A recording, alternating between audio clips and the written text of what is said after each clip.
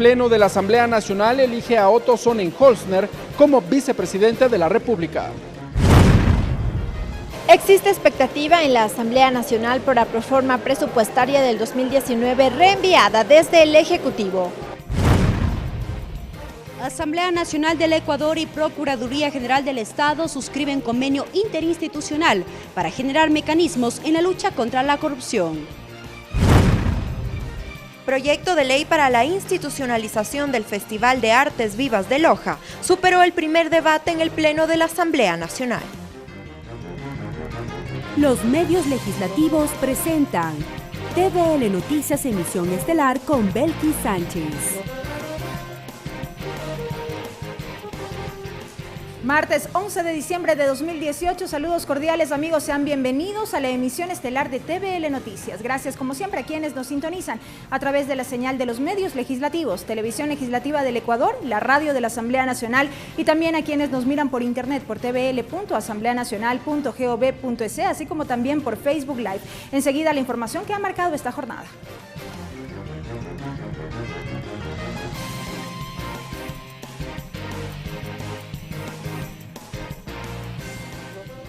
La Asamblea Nacional eligió este martes a Otto Sonnenholzner como vicepresidente de la República. El legislativo analizó la hoja de vida de cada uno de los integrantes de la terna enviada por el Ejecutivo y decidió que Sonnenholzner asuma el cargo en reemplazo de María Alejandra Vicuña, quien renunció a dicho cargo. Con 94 votos, el Pleno de la Asamblea Nacional eligió a Otto Sonnenholzner como el nuevo vicepresidente de la República. La moción la presentó el asambleísta por Alianza País, Alberto Arias, que leyó la hoja de vida de quien reemplazará a María Alejandra Vicuña, hoy destituida de la vicepresidencia, acusada de supuestos cobros indebidos a uno de sus ex colaboradores. Estudió economía en las universidades de Múnich, Passau y Schiller International en el campus de Heidelberg, Alemania. De inmediato, la presidenta de la Asamblea Nacional dio paso al debate. Los primeros en intervenir fueron Jaime Olivo, en representación del Bloque de Integración Nacional, y Lira Villalba, de la Revolución Ciudadana. Hay que defender con honor, con dignidad la patria, la democracia, la libertad, la solidaridad y una justicia mejor. Hablan todos los idiomas y casi hablan español. Y de eso se sienten representados nuestros sectores indígenas. La votación de la terna también reflejó que 27 asambleístas expresaran su negativa y 7 se abstuvieran. Homero Castanier, del Bloque de Creo, lanzó una advertencia. Presidente, no se puede volver a equivocar. Porque desde Alianza País y sus aliados, además del Partido Social Cristiano, le recuerdan al presidente Lenín Moreno, quienes ya pasaron por la vicepresidencia de la República. Y se descubrió que Jorge Glass recibió coimas de Odebrecht. María Alejandra Vicuña, militante de Alianza País, fue electa vicepresidenta. Y luego de pocos meses se descubrió que recibía diezmos. Por esos motivos, señora presidenta, manifestamos nuestro apoyo irrestricto para votar por el economista Sonnenholzner, deseándole desde ya que tenga éxitos en sus funciones. A ellos se sumaron los votos del movimiento Suma y del asambleísta Fernando Burbano del movimiento Juntos Podemos. Que este pedido de confianza sea seguido de un amplio diálogo nacional. Sonnenholzner ocupará el cargo del vicepresidente de la República hasta el 2021. Ricardo Bravo, TVL Noticias. Y tras su posesión en el Pleno de la Asamblea Nacional, el nuevo vicepresidente de la República, Otto Sonnenholzner, señaló que trabajará por un futuro diferente para el país. Tenemos los detalles de lo que fue su primer discurso como nuevo segundo mandatario. ¿Jura usted que cumplirá fielmente las funciones otorgadas por la Constitución y la ley, en su calidad de vicepresidente constitucional de la República del Ecuador? Sí, juro. Es el momento en que la presidenta de la Asamblea Nacional, Elizabeth Cabezas, posesiona al tercer vicepresidente de la República en el gobierno de Lenín Moreno.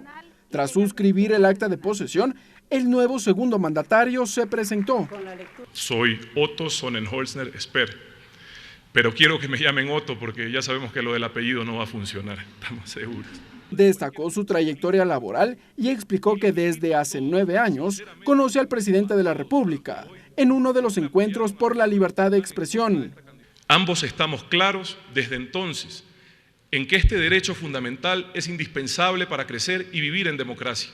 Aseguró estar consciente de los objetivos del gobierno nacional y adelantó lo que serían sus líneas de trabajo. Garantizo que siempre primará el interés nacional por sobre intereses particulares o de cualquier grupo político o económico. Entre tanto que los asambleístas Homero Castanier y Lenín Plaza mantienen sus expectativas por el trabajo que cumplirá el flamante vicepresidente de la República. Y demostrar con trabajo, con honestidad, con transparencia, de que sí se puede hacer las cosas bien. Por lo demás, a desearle éxito y que sea el presidente el que decida. La tarde de este martes, luego de ser posesionado, Otto Sonnenholzner mantuvo un encuentro con su equipo de trabajo. Ricardo Bravo, TVL Noticias. Y a continuación, en el siguiente reportaje, conoceremos un poco más del perfil del nuevo vicepresidente de la República, Otto Sonnenholzner. Otto Ramón Sonnenholzner Speer es el nuevo vicepresidente del Ecuador. Nació en Guayaquil el 19 de marzo de 1983. Tiene 35 años. Tiene 2 hermanos. Es economista, empresario y radiodifusor. Su infancia la vivió en Urdesa y sus estudios secundarios los realizó en el Colegio Alemán. Fue presidente del Consejo Estudiantil y tuvo una vida deportiva intensa. Sus estudios universitarios los realizó en universidades de Alemania, Francia y España, donde cursó economía y francés. A mediados de la década pasada regresó a Ecuador y tomó el mando de Radio Tropicana de manos de su padre. Allí comenzó con programas de opinión de entrevistas de corte político, denominado Las Mañanas de Tropicana. Otto también fue docente de Economía en la Facultad de Ciencias Empresariales de la Universidad Católica de Guayaquil. Está casado con Claudia Salem Barakat. Tiene 3 hijos, Otto, Claudia y Micaela Sonnenholzner Salem. Ahora, con la designación de la Asamblea Nacional, Otto Sonnenholzner será el vicepresidente de la República hasta el 2021, fecha en la que culmina el periodo presidencial de Lenín Moreno. Lorena Espinosa, TVL Noticias. Entrevista.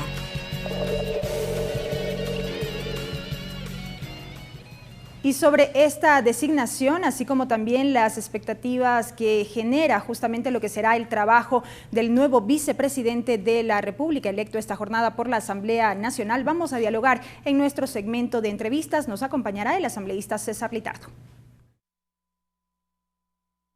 César Litardo, asambleísta por Los Ríos por el Movimiento Alianza País, integrante de la Comisión de Soberanía Alimentaria y Desarrollo del Sector Agropecuario y Pesquero, expresidente de la Comisión Ocasional Multipartidista encargada de tramitar el caso del general Jorge Gabela. Asambleísta Litardo, bienvenido, qué gusto que nos acompañe. Buenas noches, Belki, buenas noches a todo el pueblo ecuatoriano que nos escucha y nos ve por los medios legislativos. Bueno, ya se veía venir justamente esto, el hecho de que Otto Sonnenholzner sería el nuevo vicepresidente de la República. La víspera ya podíamos anticipar que había el acuerdo y el consenso entre las distintas bancadas legislativas.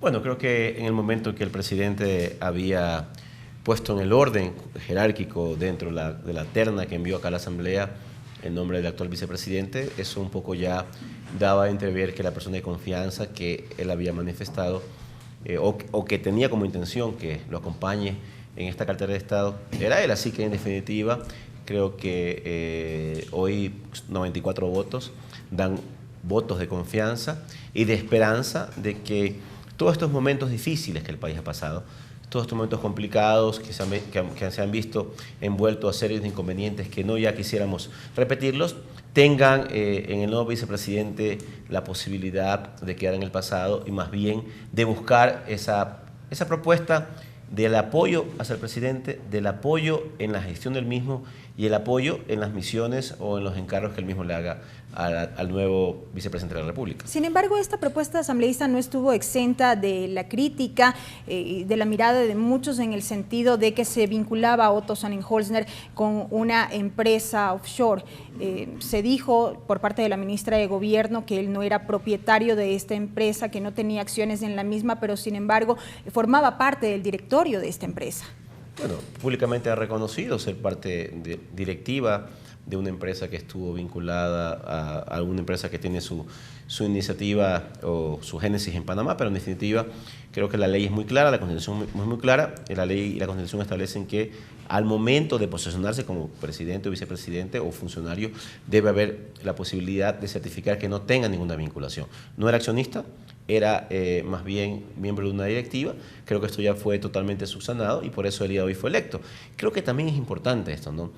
Yo creo que esos mensajes que muchas veces damos al país de dividirnos, de decir que tal vez ser de una clase social o de otra es bueno o malo, tal vez de una región, hablar de razas, de ideologías, creo que tienen que quedar en el pasado. En el país todos debemos ser iguales y tener el mismo objetivo de buscar de que de alguna manera cada actor social, político, económico del país debe unirse y buscar los mecanismos de desarrollo y salir adelante. Así que un poco también en ese sentido buscar el acuerdo y que este nombre sea un consenso de todos para que en el futuro no tengamos esos comentarios que vayan a dividirnos como tal. Esto a propósito del apellido del vicepresidente. Bueno, del apellido un poco, que también es difícil pronunciarlo, todavía no me lo aprendo.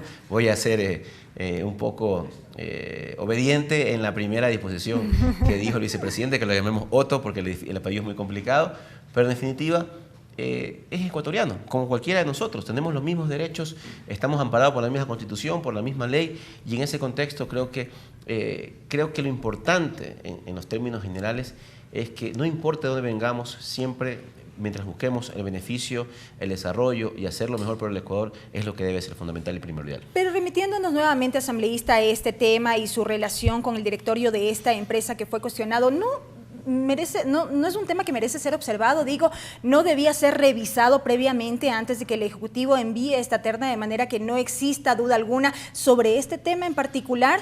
Se dio esta desvinculación en las últimas horas y precisamente esto mereció el cuestionamiento hoy durante la discusión en el Pleno. Bueno, seguramente es un tema de procesamiento, creo que por ahí debió haberse procesado de mejor manera, pero en definitiva no tiene por qué esto ser parte de la discusión y ser lo principal de discutir en torno a la elección del vicepresidente. Creo que hay temas más importantes, más de fondo, que tienen tal vez una relevancia mucho más primordial en este caso, y que creo que el hecho de que la Asamblea en 94 votos lo haya elegido da una muestra clara de eso. Creo que también hay que darle un voto de confianza al presidente, él es el que define su terna como tal, y que tampoco desde el principio había un tema de ilegalidad. Muchas veces nosotros en los discursos o tal vez en algún tipo de búsqueda de posicionar un discurso como tal político, tratamos de satanizar al sector empresarial, tratamos de satanizar tal vez a quienes han hecho sus actividades de forma correcta. Creo que lo lógico es que quien trabaja de manera honesta, quien trabaja de manera correcta en sus actividades privadas, tiene el derecho, como cualquier ciudadano del país o del mundo, a aspirar a un cargo político como tal. El problema es cuando hay, sí, algún empresario que no ha sido correcto en su funcionamiento. No es el caso del nuevo vicepresidente. Lo conocemos de ahora, creo que un poco de lo que se ha visto en su hoja de vida, de lo que se ha visto en términos generales, tiene una trayectoria bastante limpia. ¿Este tema no fue socializado con el bloque y el Ejecutivo? Nosotros recibimos la información por parte del Ejecutivo ya cuando el presidente había tomado la decisión. Respetamos de sobremanera el hecho de que esta es una decisión netamente del presidente de la República. Él tiene que buscar los mecanismos correspondientes para poder buscar su equipo de trabajo y de confianza, más allá que la Constitución y la ley lo establece. Así que en principio nos reunimos con el nuevo vicepresidente, conversamos un poco de la visión en conjunto que la Asamblea y desde nuestro bloque plantearía y estamos de acuerdo en que él también está predispuesto a trabajar en conjunto, y en ese contexto muy respetuosos de lo que el presidente ha decidido. Nosotros hemos tenido una posición de apoyo a la misma.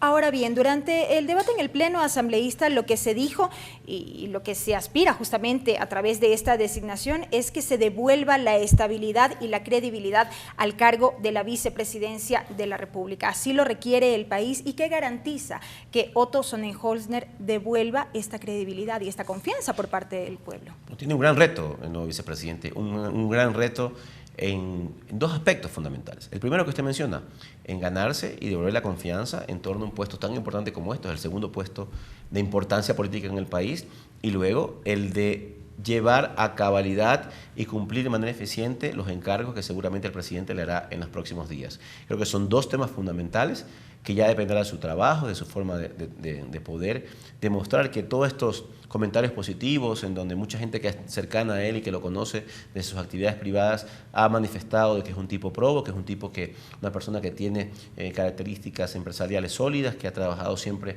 por el buen camino y acatando las disposiciones legales, eso se transmita y se refleje en su accionar como vicepresidente. Creo que, en definitiva, es un reto que tiene él y que tendrá que, con el tiempo, con su trabajo, demostrarlo al país. ¿Consideran que está preparado para asumir este reto?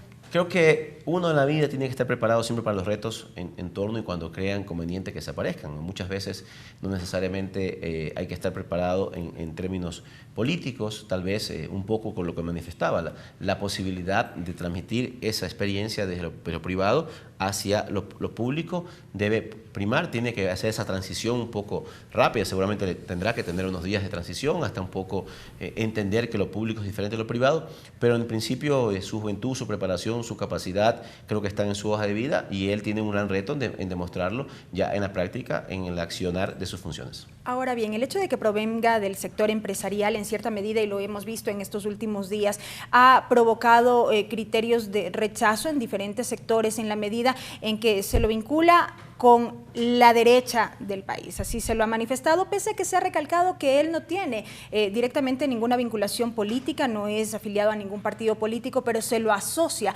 con la denominada derecha política del país. Mire, es un poco el discurso que le hablaba al principio, ¿no? Yo creo que el ser de derecha, el ser de izquierda en los momentos del país debe ser secundario. Yo pienso que ya ese Estado paternalista, en donde el Estado ecuatoriano era quien asumía casi toda la responsabilidad del desarrollo económico del país, con las crisis económicas que tenemos, con las dificultades económicas que tenemos, ya quedó en el pasado. Y creo que es momento de darle una mirada y un apoyo y darle la responsabilidad al sector privado para que éste sea corresponsable del desarrollo del país. Y sí, el nuevo vicepresidente tiene esa afinidad un poco hacia estos sectores y se ha demostrado ser una persona aprobada, como mencionaba. Creo que el presidente un poco por ahí podía estas funciones delegárselas para que él también se encargue de pocos temas productivos y ya comencemos. Yo pienso que ya el país necesita urgentemente una agenda de productividad, de desarrollo de trabajo, de desarrollo social que permita generar esta situación de mejoramiento de la economía. Ya no un poco ligado al paternalismo del gobierno como tal, porque la situación económica del país es compleja, sino también desde el otro lado. Así que si él viene a aportar en ese contexto, bienvenido sea, y no queda más que darle los mejores éxitos, porque entiendo que el éxito de él es el éxito del país. ¿Han hablado o han tenido un acercamiento como bloque afín al gobierno respecto de esta necesidad de una agenda que vaya en este sentido que usted manifiesta? La Asamblea Nacional hace su parte, si se quiere, en la medida en que se ha propuesto un acuerdo por la gobernabilidad, en donde ya se analizan varias propuestas y planteamientos precisamente para ser canalizados desde los distintos sectores y entidades y poder garantizar esta gobernabilidad que necesita el país. ¿Ustedes han tenido estos acercamientos con el Ejecutivo para poder avanzar hacia esa agenda? Hemos hablado con la nueva ministra de la Política, con la doctora María Paula Romo, hemos hablado con varias instancias cercanas al Ejecutivo y tenemos ya previsto el bloque hacer una reunión de trabajo y un taller con el señor presidente la primera semana de enero, una vez que también él termine su gira por algunos países, más allá que la ha cortado, y también entendiendo que por las fiestas de fin de año es un poco complejo la agenda, pero está planificado para la primera semana de enero tener esta posibilidad de una reunión con el presidente en forma directa del bloque. Tendremos el día lunes un taller con la ministra María Paula Romo para un poco ir adelantando estas políticas o estas iniciativas que tenemos, pero creo que ya hubo una necesidad imperiosa del país y creo que esa debe ser la agenda que el próximo año ocupe los principales trabajos, no solamente desde la Asamblea, también desde el Ejecutivo y todas las instancias que hacen el gobierno como tal, articulándonos y trabajando en conjunto, porque creo que el país ya necesita tener una agenda en ese sentido. Con estos antecedentes, asambleísta Litardo, ¿qué mensaje final dejar a la ciudadanía? Bueno, hemos pasado momentos muy complicados desde lo político. Creo que hemos tenido la posibilidad desde la Asamblea y en el Ejecutivo tratar de que estos temas se manejen como tienen que ser. Nosotros siempre desde nuestro bloque vamos a luchar y estar delante de cualquier indicio de corrupción que exista. Vamos siempre a luchar contra esto, venga donde venga, eso lo hemos manifestado y lo hemos dado muy claro en la forma como hemos votado, en varias instancias, cuando han habido ese tipo de acciones irregulares. Y esto, pues, hoy con la elección del nuevo vicepresidente nos abre una puerta, nos da una ventana nueva de poder tener una expectativa, de poder mejorar las relaciones entre, en este caso, el legislativo y el ejecutivo. Y en definitiva, creo que no habrá un solo miembro integrante de estas instancias de gobierno que no busquen el objetivo del desarrollo del país. Hacia allá tenemos que ir, una agenda de productividad, una agenda de desarrollo, que debe ser la que el próximo año prime y esté como prioridad en el Ecuador, y creo que ese debe ser el objetivo de todos. Y hacia allá, sin duda, toda la atención. Asambleísta Litardo, gracias por habernos acompañado en este espacio. Gracias a ustedes, buenas noches. La presencia del asambleísta César Litardo a propósito de lo que se produjo esta jornada aquí en la Asamblea Nacional, la elección y posesión del nuevo vicepresidente de la República.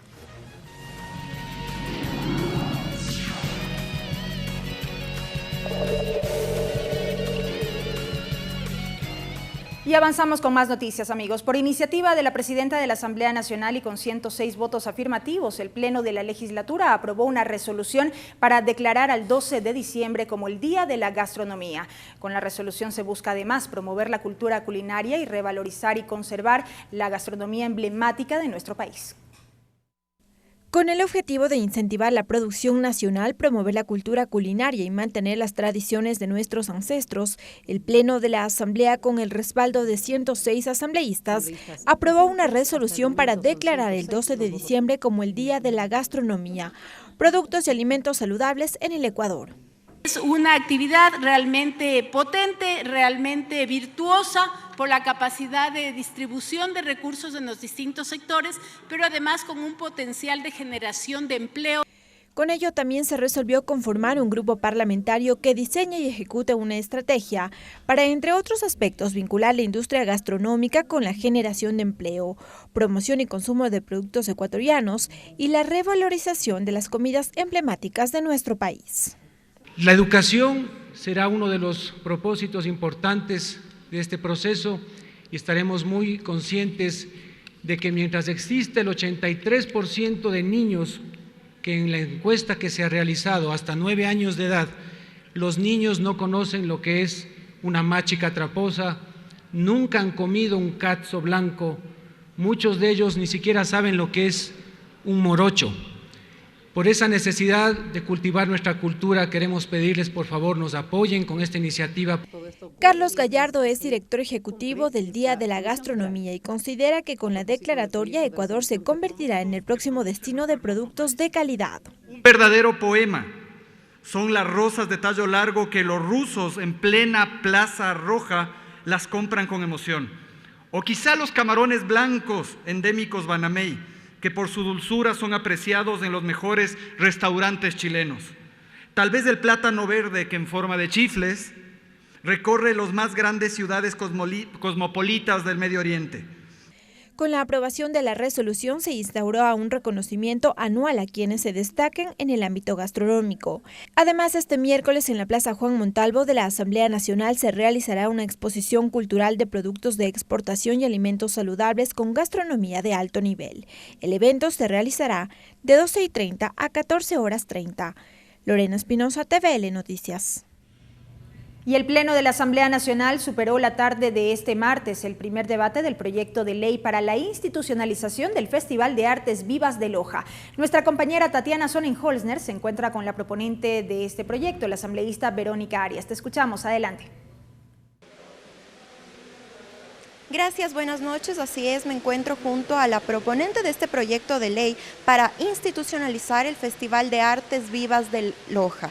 Esto pretende generar espacios culturales y también la identidad de los ecuatorianos. Asambleísta Verónica Arias, muchas gracias por esta entrevista. Justamente eso, ¿qué fueron los alcances que se debatieron en el Pleno de la Asamblea? Bueno, muchísimas gracias. Un saludo a los televidentes y a quienes siguen los medios legislativos. En el mes de agosto presenté este proyecto de ley para institucionalizar el Festival Internacional de Artes Vivas de Loja, un evento, un festival que nació justamente para superar el centralismo. Este festival nace para que Loja se convierta en un centro de convergencia mundial de todos los pueblos y de todas las artes. Ya lleva 3 ediciones, en el 2016 se inauguró este festival, 2017 y 2018 tuvimos la segunda y la tercera edición respectivamente, pero lamentablemente los afanes centralistas han manifestado un planteamiento de que este festival se lo realice de manera itinerante, que se lo realice de manera rotativa y arrebatar a Loja la sede de este importantísimo evento que tiene envergadura mundial. Por ello presenté este proyecto de ley para garantizar que de manera obligatoria y permanente en el mes de noviembre de cada año se realice este Festival Internacional de Artes Vivas en la ciudad de Loja. Por supuesto, con el apoyo del ente rector de la cultura en nuestro país, como es el Ministerio de Cultura, el municipio de Loja, el Ministerio de Turismo, que de manera conjunta y articulada puedan trabajar en función de ejecutar este evento de gran trascendencia, tanto para el país como para el mundo entero. Hay otros festivales también a nivel mundial, en el que pues a los países donde se realizan o a los gobiernos donde se realizan estos festivales no se les ha ocurrido hacerlos itinerantes, y justamente ponía como ejemplo hace un momento en el debate en el Pleno el Festival de Aviñón en Francia, que es un festival muy importante a nivel mundial, ya lleva 72 ediciones, 72 años consecutivos realizándose, al igual que el Festival de Cannes, pero no se les ha ocurrido hacer en Francia, o al gobierno francés, a las autoridades, hacer de este un evento itinerante, eventos itinerantes. Al contrario, han consolidado, han fortalecido estos eventos en estos territorios, justamente que tienen identidad con la cultura. El Festival de Viña del Mar igualmente, lleva 60 ediciones realizándose en Viña del Mar, pero no se les ha ocurrido en Chile hacerlo itinerante el Festival de Viña del Mar. Es justamente lo que se plantea en este proyecto de ley, consolidar y garantizar la permanencia de este festival y que su sede sea en la ciudad de Loja. No se puede discutir el legado cultural que Loja le ha dejado al país, y justamente en reconocimiento a esa raigambre, esa tradición artística, académica y cultural, es que inició este festival, y también no solamente como generadora de cultura, sino también de turismo y de dinamizador de la economía. Justamente eso le iba a preguntar. Usted, además de ser la proponente, es lojana. ¿Qué ganaría Loja con este festival en esta ciudad? Bueno, es un festival que hay que dejarlo que pueda irse consolidando, que se pueda fortalecer. Las cifras, por ejemplo, del volumen económico que se movió durante el festival, desde que se inició en el año 2016 hasta la última edición, que fue en el mes anterior, han ido superando en cifras, ¿no? En el año 2016 el volumen económico que se movió fue de $500,000 y al siguiente año, en el 2017, fue de $3 millones. Los turistas extranjeros que visitaron Loja, por ejemplo, en el 2016 fueron de alrededor de 3.000 turistas extranjeros, y al siguiente año se duplicó esta cifra, más de 6.000 turistas visitaron Loja por motivo de este festival.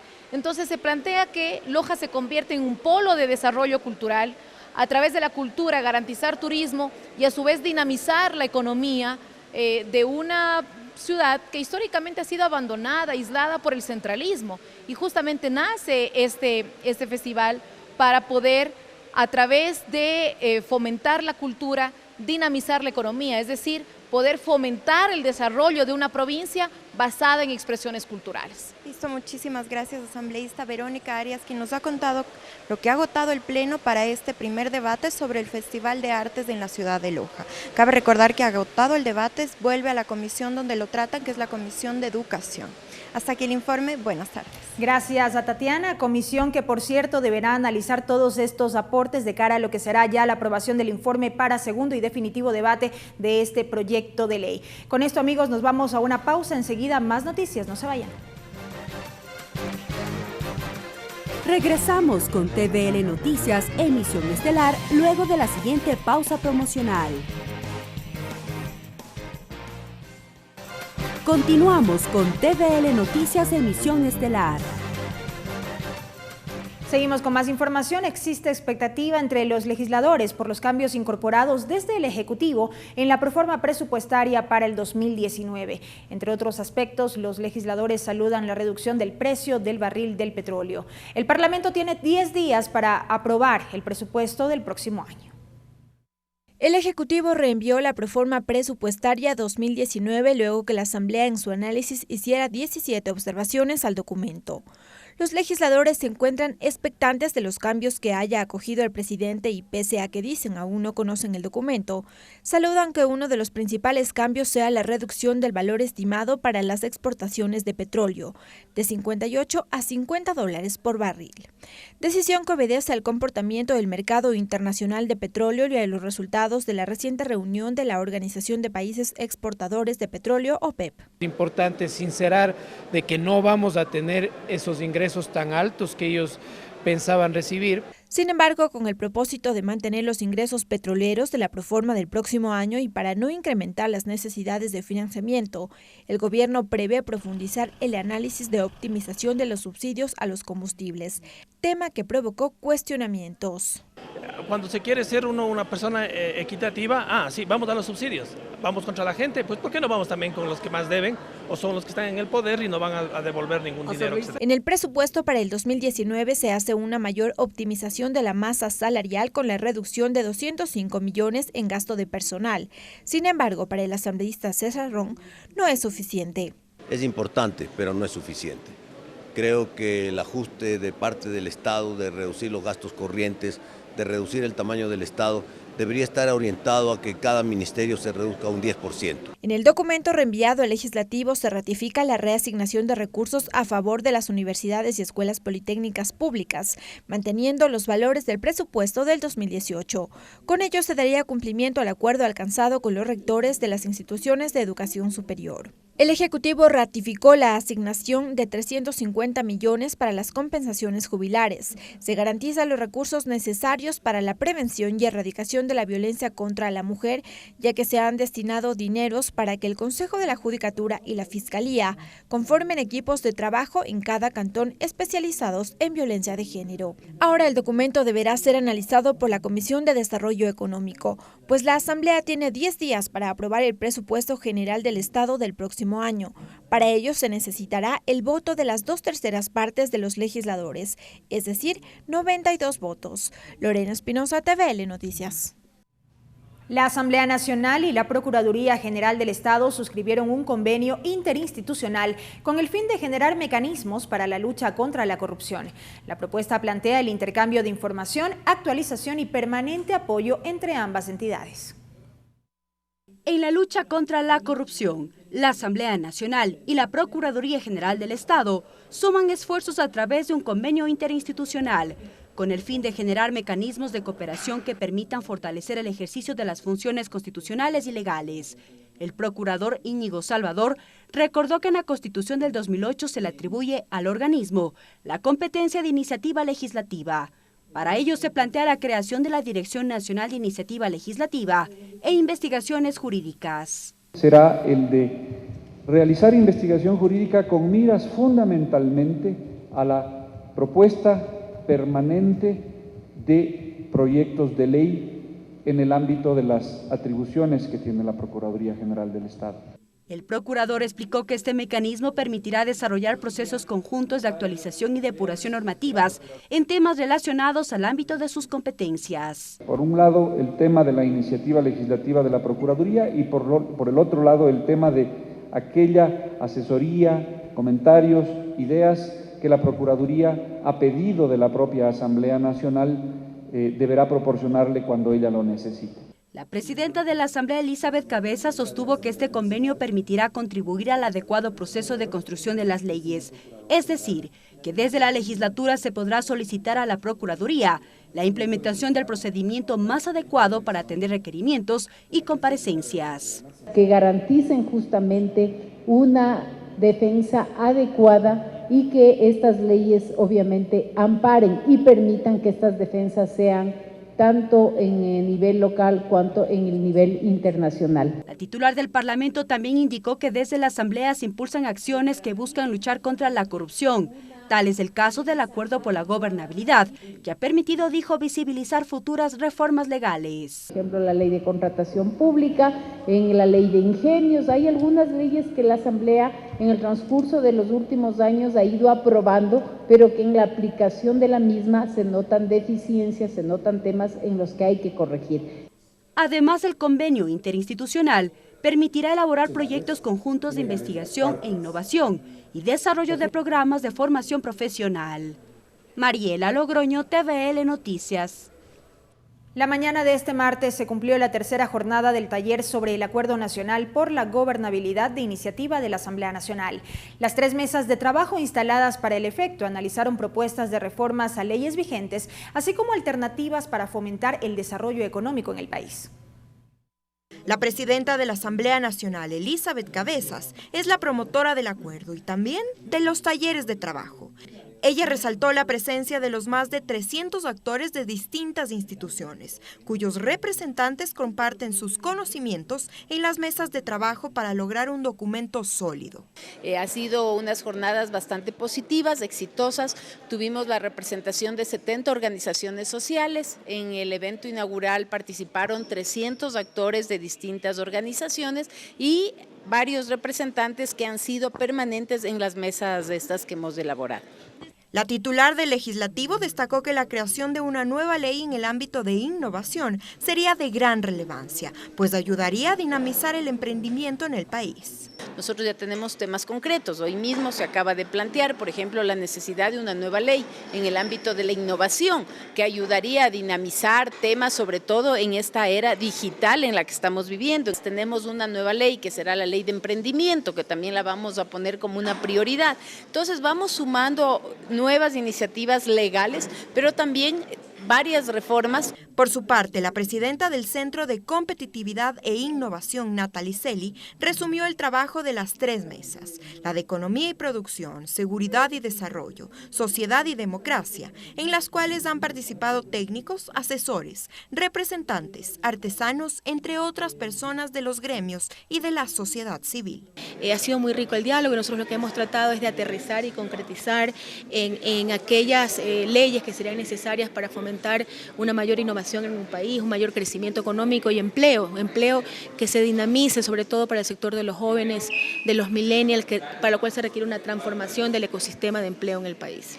Justamente desde la Mesa de Sociedad y Democracia, el representante de la Corporación de Participación Ciudadana, Simón Jaramillo, considera relevante el trabajo desarrollado en el taller y la iniciativa de la presidenta de la Asamblea, pues las leyes se hacen desde los ciudadanos para los ciudadanos. Tengamos la confianza de saber que las instituciones independientes que van a resolver los temas de la sociedad son instituciones que van a actuar en derecho y que van a actuar alejadas de cualquier tipo de presión, sea del propio Estado o de otro tipo de sector. Este fue el último taller de trabajo alrededor del Acuerdo Nacional por la Gobernabilidad.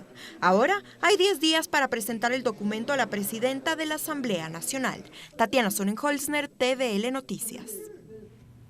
En otro tema, la exclusión de la Defensoría del Pueblo para que asuma competencias de la Supercom, la revisión de sanciones pecuniarias impuestas por esta entidad, así como la eliminación de la censura previa, código y normas deontológicas, son varios de los ejes incorporados en el informe para segundo debate del proyecto de reformas a la Ley de Comunicación. Son alrededor de 63 artículos reformados, 14 derogados, mientras que 45 se mantienen en el texto original.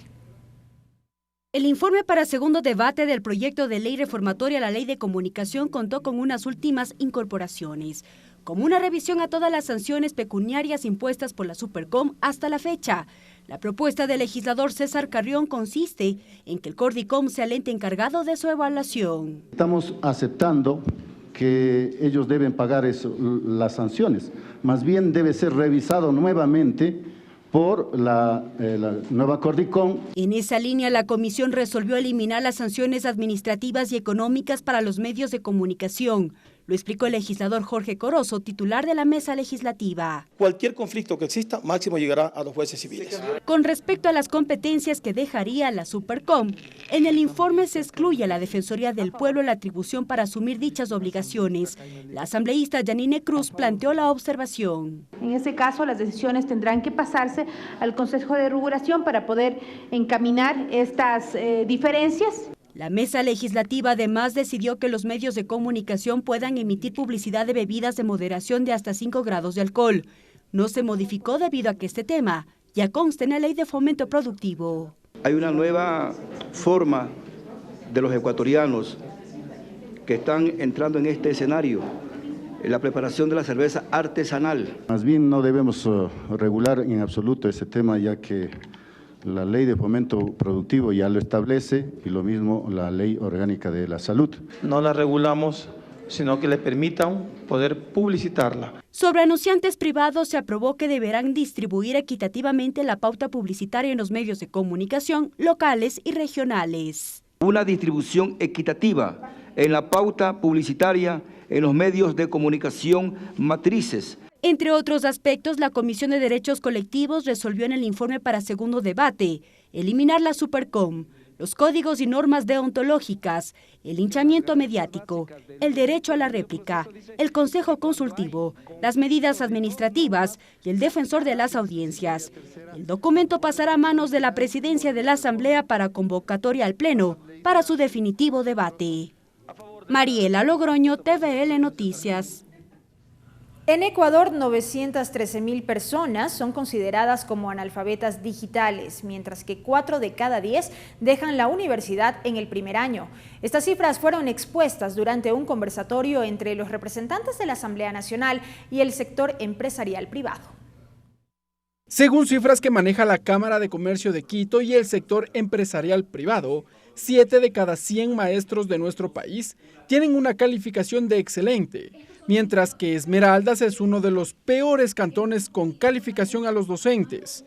Natalie Celi, exministra de la Producción y ahora vinculada con el sector empresarial privado, reveló las cifras durante un conversatorio con el sector privado y en el que fue invitada la presidenta de la Asamblea Nacional, Elizabeth Cabezas. Entonces, ¿cómo podemos esperar que nosotros tener talento humano de calidad que llegue a sus empresas, a sus fábricas, si nuestros niños están siendo educados por una fuerza de maestros cuyo promedio es de 665? Según Celi, hasta el 2017, 913.000 personas estuvieron consideradas como analfabetas digitales, es decir, desconocían el uso del Internet. Además, 130.000 niños no acudieron a las aulas. Ahora ustedes saben que las competencias del siglo XIX es saber sumar, restar, hablar y leer y entender. Pero las competencias del siglo XXI son las competencias para innovar, el poder entender el mundo digital y el poder avanzar con las nuevas tecnologías digitales. Por lo que propusieron mecanismos de coordinación entre el sector público y privado para encontrar una salida a esta problemática. Pero si por alguna razón no tienen conectividad estas personas en su casa, inclusive he hablado con Microsoft, podemos conseguir un momento dado de que, por ejemplo, haya conectividad a través de la televisión. El desafío es grande si los empresarios también se unen. Desde Colombia, Claudia Rodríguez expuso ejemplos aplicados en ese país para buscar una salida al analfabetismo. Hicieron algo muy importante y es que empezaron a articularse con el sector público para poder incidir en políticas públicas, para poder trabajar en conjunto.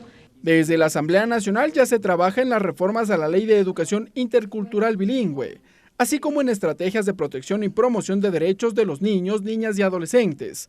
Además, en reformas al Código de la Niñez y Adolescencia. Ricardo Bravo, TVL Noticias. Este miércoles se reunirá el Consejo Nacional de Salarios. El Gobierno Nacional planteará una propuesta de cara al nuevo salario básico unificado para el 2019. El ministro de Trabajo, Raúl Ledesma, dialogó con la televisión legislativa sobre esta iniciativa. El anuncio lo realizó el ministro de Trabajo, Raúl Ledesma, en un diálogo con la televisión legislativa. Nosotros vamos mañana a anunciar, con motivo de la reunión del Consejo Nacional de Trabajo y Salarios, que tenemos mañana como límite que fijar el aumento salarial, vamos a anunciar y a proponerles, aprovechando que están trabajadores y empleadores, la conformación de una mesa por el empleo. Según el ministro de Trabajo, este 12 de diciembre vence el plazo para que quede definido el nuevo salario básico unificado. El ministro de Trabajo, Raúl Ledesma, cree que este año no habrá consenso para el nuevo salario, por lo que harán una propuesta a los empleadores y trabajadores, dijo. Podemos, además de la subida de sueldo, tomar otras medidas en conjunto con respecto a cómo aumentamos no el sueldo, el poder adquisitivo del trabajador. Entre tanto que el Gobierno Nacional prepara su proyecto de Código de Trabajo, dijo. Yo creo que lo importante es tomar todos estos códigos y hacer un insumo único. La iniciativa será presentada al Ejecutivo previo a su envío a la Asamblea Nacional. Ricardo Bravo, TVL Noticias. Y así finaliza la emisión estelar de TVL Noticias, amigos. Gracias por haber estado con nosotros. Que descansen. Los medios legislativos presentaron TVL Noticias, emisión estelar.